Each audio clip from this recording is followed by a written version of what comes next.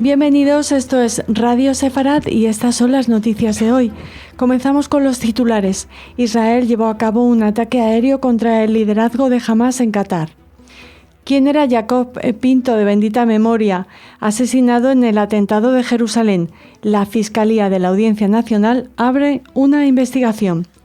El término genocidio abre una brecha entre Sánchez y Bruselas. Corresponde a los tribunales.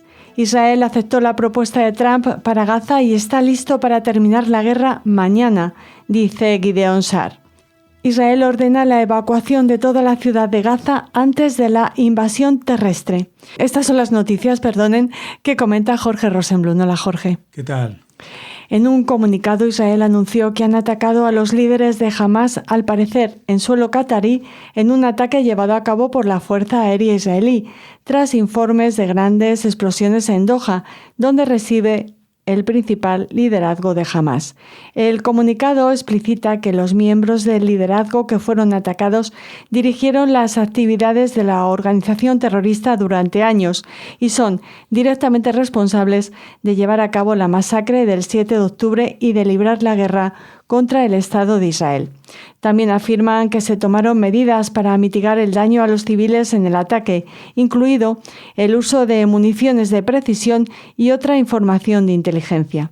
La mayor parte de los dirigentes de Hamás en Gaza han muerto en la guerra que comenzó el 7 de octubre de 2023, mientras que el liderazgo político del grupo terrorista en el exterior prácticamente no ha sido afectado. Qatar es uno de los dos países árabes, junto con Egipto, que median en las conversaciones entre Israel y Hamás. El presidente de Estados Unidos, Donald Trump, habría dado luz verde a este ataque.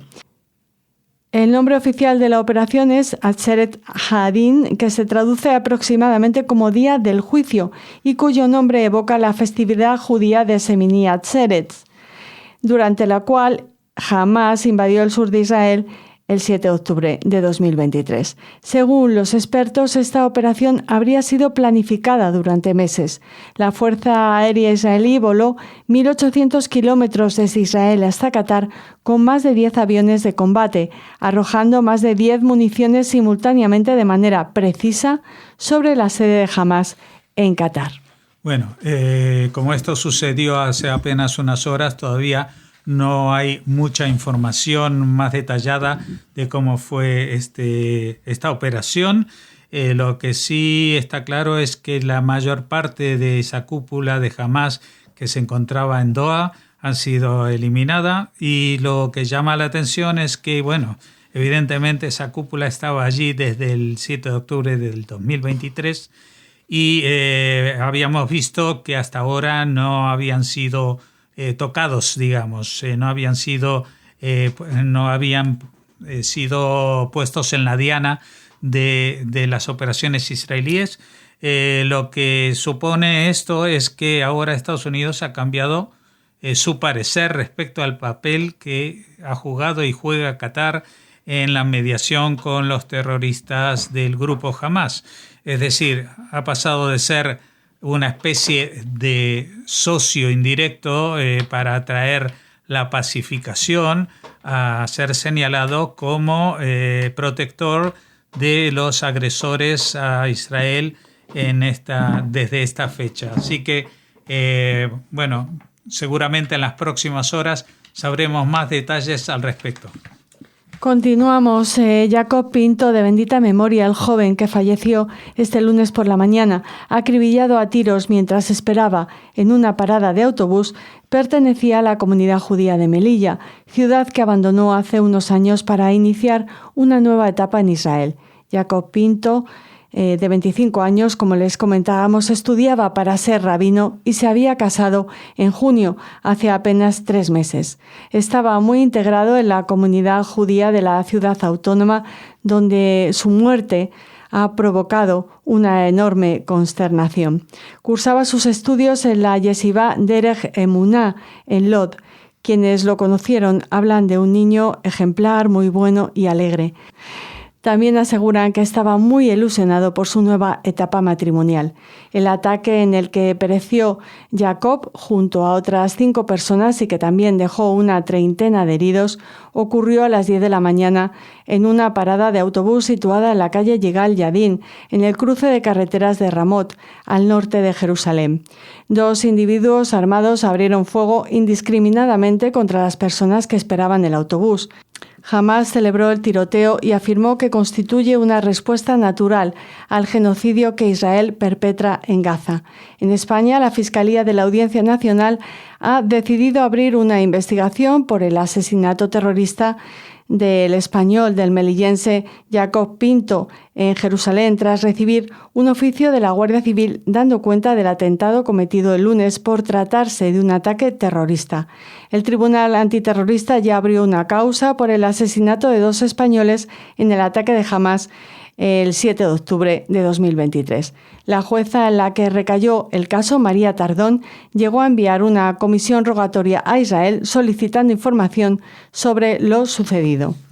Y ahora escuchemos unas palabras que ha dedicado a la memoria de Jacob Pinto el presidente de la comunidad judía de Melilla, Mordejai Wajnich. Pues resaltar los valores de esta persona como una persona que siempre hacía gesed, estaba dedicado a los demás, siempre optaba por ayudar a todo el mundo y bueno, como una grandísima persona, una persona extrovertida, una persona alegre, una persona amante de sus amigos y fiel en su comunidad. Las palabras con que la gente que conocían a este chico, a Jacob Pinto, siempre son elogiosas. Era un personaje muy querido por las personas que lo conocieron y hemos querido ampliar más los detalles de su vida, etcétera, pero nos han pedido los familiares allegados y la propia comunidad judía de Melilla que posterguemos este tipo de entrevistas para cuando se acabe esta semana de duelo que ejercen los judíos con las muertes de sus familiares, y en este caso pues este chico pues lo hemos sentido los judíos de España como un familiar directo de todos nosotros. Seguimos en el informativo. El uso del término genocidio para referirse a la ofensiva israelí sobre Gaza ha abierto una grieta entre el gobierno español y las instituciones comunitarias. Mientras Pedro Sánchez ha optado por emplear esta palabra en sus declaraciones públicas, la Comisión Europea se resiste a hacerlo y recuerda que se trata de una calificación jurídica que solo compete a los tribunales. En Bruselas insisten en que la determinación de si en Gaza se están cometiendo crímenes internacionales, incluido el genocidio, corresponde a las instancias judiciales nacionales e internacionales. Hace unos días, la vicepresidenta Teresa Rivera habló de genocidio en Gaza, pero sus palabras fueron corregidas por la portavoz comunitaria, que marcó distancia al recordar que la institución no utiliza esa terminología. Además, España ha decidido prohibir la entrada de los ministros ultraderechistas israelíes Smotrich y Ben-Gvir, aunque no a Netanyahu, porque contra él pesa una orden de arresto del Tribunal Penal Internacional que habría que aplicar si visita España. Bueno, vemos que la tormenta que se ha montado el gobierno español en torno a Israel todavía tiene unas rachas de viento importantes. Ha sido convocada la embajadora española que estaba en Israel y que todavía permanecía allí. Pero también ayer comentábamos que justamente una hora antes de que sucediera el trágico ataque a la gente que estaba esperando el autobús en Jerusalén y del que hablamos recientemente para hablar de esta víctima, el israelí Jacob Pinto, justamente una hora antes, pues Israel estaba elevando el tono de refiriéndose a Israel, y no solamente es él el que eleva el tono, también todo su gabinete desde hace unos meses ha recibido luz verde para calificar de genocidio a lo que está sucediendo en la Franja de Gaza, algo que vulnera la propia legalidad internacional, porque un gobierno no puede acusar de genocidio. Esto es una acusación que, al ser un crimen de lesa humanidad, corresponde al Tribunal Penal Internacional.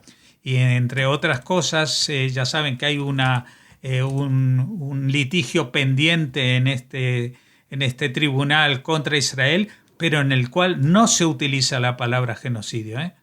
O sea que ni siquiera este Tribunal Penal Internacional se ha atrevido a acusar a Israel de cometer este crimen, del cual nunca se ha acusado a un país entero. Esto creo que lo había comentado ayer.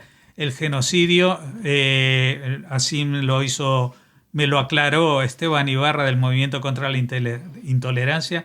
Por ejemplo, al final de la Segunda Guerra Mundial, cuando se definió por primera vez la palabra genocidio, y sobre esa base se juzgó a los criminales de guerra nazi, pero a los criminales responsables del Tercer Reich, no a Alemania como país. No hubo una acusación de genocidio contra Alemania, ni hubo una acusación de genocidio contra Ruanda, ni contra Burundi, ni contra Yugoslavia, etcétera, etcétera. Siempre el genocidio va unido a responsables determinados. Si alguien quiere acusar de genocidio al propio Netanyahu, está en su derecho de hacerlo, pero tendrá que demostrarlo, evidentemente, pero no a Israel. Y por supuesto que no al pueblo judío, porque esto de acusar a los judíos de un genocidio, pues se parece de alguna manera bastante a aquello que hace 20 siglos era la acusación del deicidio.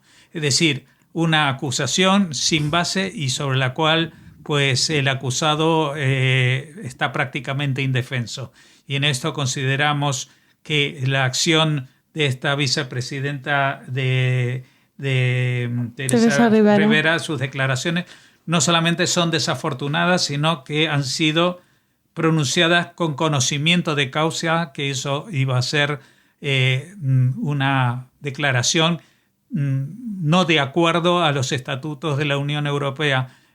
Por lo tanto, me parece mucho más grave de lo que al parecer suena leer esta noticia. Israel dijo sí a la última propuesta del presidente estadounidense Donald Trump para un acuerdo de liberación de rehenes y alto el fuego en Gaza, afirmó el ministro de Relaciones Exteriores Gideon Sa'ar durante una conferencia de prensa en Croacia. La guerra en Gaza puede terminar mañana, dijo. Estamos dispuestos a aceptar un acuerdo que ponga fin a esta guerra basándonos en la decisión del gabinete, continuó Sa'ar. Añade que el gobierno israelí tiene dos exigencias para el fin de la guerra: la liberación de todos los rehenes israelíes y que Hamás deponga las armas. El desarme de Hamás asegura un futuro mejor para los habitantes de Gaza y para los palestinos allí. Continuó calificando a Hamás de un problema para los palestinos y para la región. Estados Unidos e Israel aún no han detallado las implicaciones de la propuesta, aunque se han filtrado a la prensa algunos supuestos detalles, como la liberación inmediata de todos los rehenes retenidos en Gaza a cambio de prisioneros palestinos y un acuerdo por parte de Israel para no reanudar los combates. Sí, bueno, y digamos, la pista de que esta vez no es una noticia más que dicen, bueno, Israel dijo sí, Hamás dice no, que esto que lo otro, es justamente la noticia con que abríamos hoy el informativo de este ataque en tierras de Qatar, porque esto quiere decir que Estados Unidos ha levantado el veto a este tipo de operaciones, y esto también implica que el presidente estadounidense también ha dado luz verde a seguir adelante con este inicio de acuerdo para la liberación de los rehenes y el alto el fuego en esta guerra.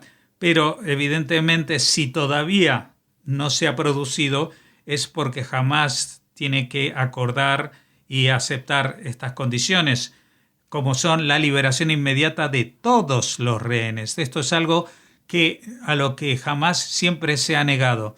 y ha postergado la decisión. Yo creo que Estados Unidos en este momento está en una situación que dice, esta va a ser la última propuesta que les hagamos con respaldo americano, porque ya saben, y de esto habla la próxima noticia, que el ejército israelí ya está entrando en el Santa Santorum de Hamas, que es la propia ciudad de Gaza. Se prevé un operativo que va a ser largo, pero que va a ser duro para la población, que no pueda salir porque no la dejen salir de una ratonera como es la ciudad de Gaza, llena de túneles y de bombas escondidas en edificios como aquellos que han sido derribados en estas últimas horas. Precisamente de la población gazatí y de la evacuación hablamos en la última de nuestras noticias. Las Fuerzas de Defensa de Israel emitieron el martes la primera orden de evacuación generalizada para la ciudad de Gaza, afirmando que todos los civiles palestinos deben abandonar la ciudad inmediatamente antes de una gran ofensiva militar terrestre contra Hamás. Las advertencias anteriores emitidas por las Fuerzas de Defensa de Israel en los últimos días solo incluían edificios específicos y sus alrededores. Se ordenó a los civiles palestinos que se dirigieran a la zona humanitaria designada por Israel en el sur de la franja a través de la carretera costera. El anuncio también proporcionó un número de teléfono para que los palestinos informen sobre bloqueos de carreteras por parte de Hamás o intentos de sus miembros de impedir la evacuación.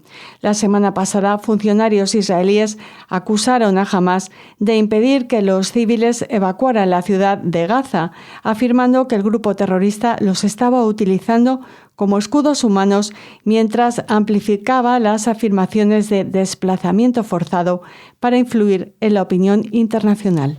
Bueno, poco más tengo que añadir a esto porque sobre esta situación que está planteada y que está al borde de que empiece a funcionar esta ocupación militar de la ciudad de Gaza, pues hemos comentado en muchas ocasiones también el reclutamiento en Israel, también que ya se han ubicado las fuerzas israelíes a las entradas del centro de la ciudad, no solamente en sus barrios suburbanos. Así que suponemos que en los próximos días, porque ya las horas igual sería demasiado, puede haber un cambio y que Hamás acepte una negociación y que por fin se ponga fin a esta situación bélica entre Israel y el grupo terrorista Hamás, que acepte su rendición, que haya este intercambio de rehenes por los presos palestinos en las cárceles israelíes y que empiece por fin una nueva era para esa región, para la región de Gaza, para los palestinos y para Israel. Concluimos el informativo. Gracias por su atención. Les esperamos mañana.